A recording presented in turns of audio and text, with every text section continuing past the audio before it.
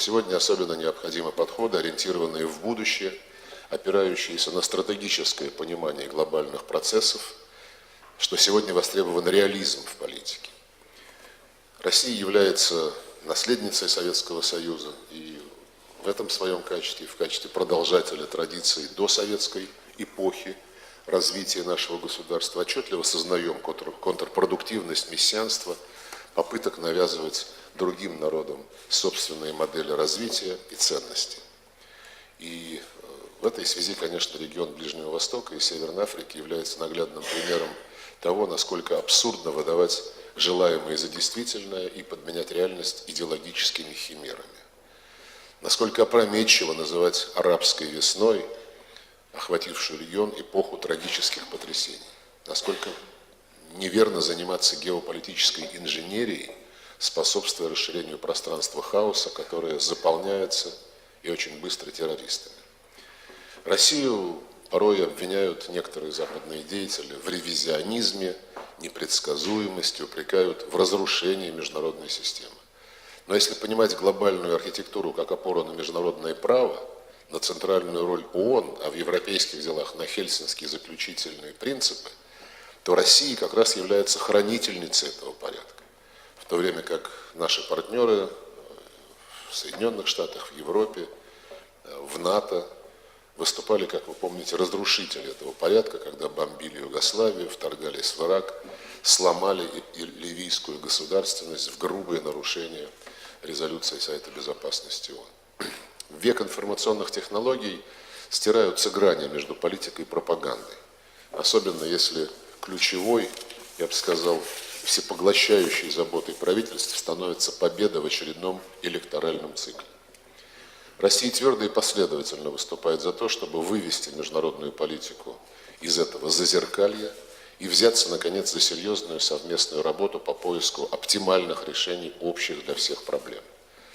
Такой подход срабатывает в тех случаях, когда все участники демонстрируют волю к достижению взаимоприемлемых компромиссов. И последние примеры, о них уже говорили, соглашение по вопросам, связанным с иранской ядерной программой, договоренность о ликвидации химического оружия в Сирии, договоренность о начале процесса политического урегулирования в этой стране параллельно с прекращением боевых действий, решением гуманитарных проблем. Отмечу из невоенной сферы достижение весьма и весьма важного универсального соглашения по климату, которое было поддержано всеми на декабрьской конференции в Париже. Нашей стране на протяжении веков принадлежит роль уравновешивающей, балансирующей силы в европейских и мировых делах.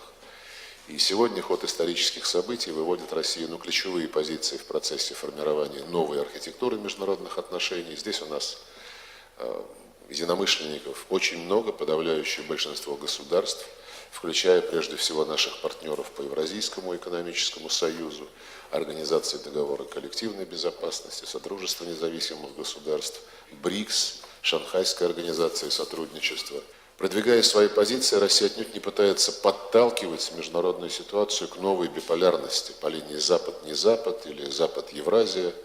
Мы боремся не против кого-либо, а за решение международных проблем на равноправной, взаимоуважительной, справедливой основе, что только и может быть надежным фундаментом оздоровления на долгосрочной основе обстановки в нашем неспокойном мире. И в этом контексте, конечно, мы с сожалением восприняли недавно озвученные достаточно унылые, я бы сказал, руководящие принципы отношений Евросоюза с Россией, и тем более призыв Евросоюза ко всем государствам мира вводить антироссийские санкции.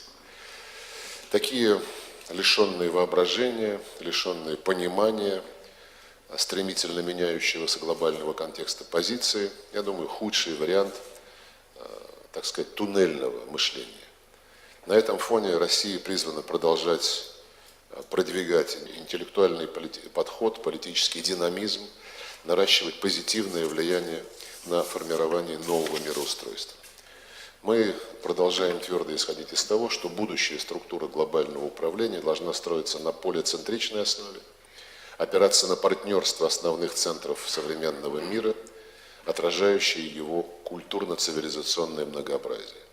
Такое партнерство должно быть заточено на отражении вызовов современности, среди которых на приоритетное место вышел сегодня международный терроризм. Совершенно несколько дней назад страшные теракты в столице Европы, Брюсселе, являются очередным подтверждением этой истины и подтверждением обоснованности, выдвинутой президентом Путиным в ООН инициативы формирования широкого международного антитеррористического фронта. Эти вопросы остаются в центре наших международных контактов, включая состоявшиеся на этой неделе встречи с министрами иностранных дел Германии, Соединенных Штатов Америки и предстоящую сегодня встречу с министром иностранных дел Итальянской Республики.